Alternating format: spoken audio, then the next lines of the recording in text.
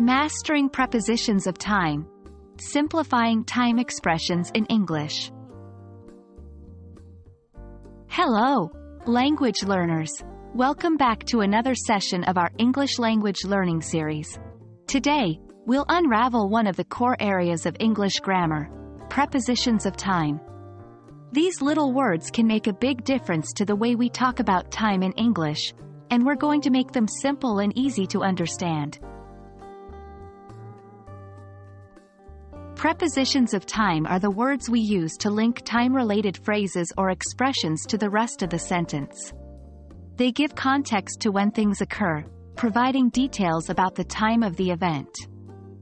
Common prepositions of time include in, on, at, before, after, during, until, since, and many others. In, on, and at are three of the most frequently used prepositions of time, and they can be tricky. In is used for longer periods such as months, years, seasons, and times of day. For example, in December, in 2023, in the summer, in the morning. On is typically used for specific days or dates. On Monday, on my birthday, on July 4th. At is used for precise times. At 7 o'clock, at noon, at lunchtime.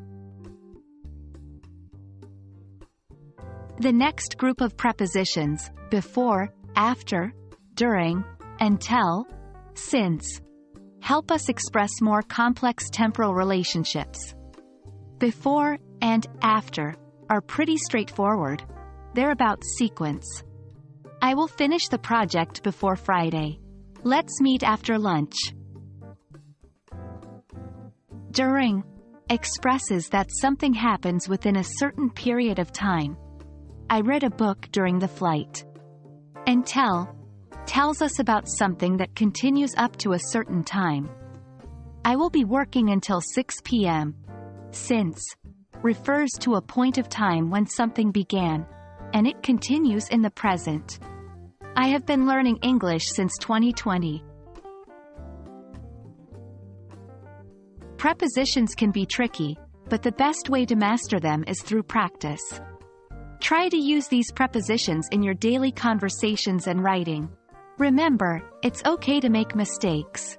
That's part of learning. Well, there you have it. A simplified guide to understanding and using prepositions of time. We hope you found this session useful. Remember, mastering any language is a journey. So keep practicing, stay patient, and you'll definitely get there. Until next time, happy learning.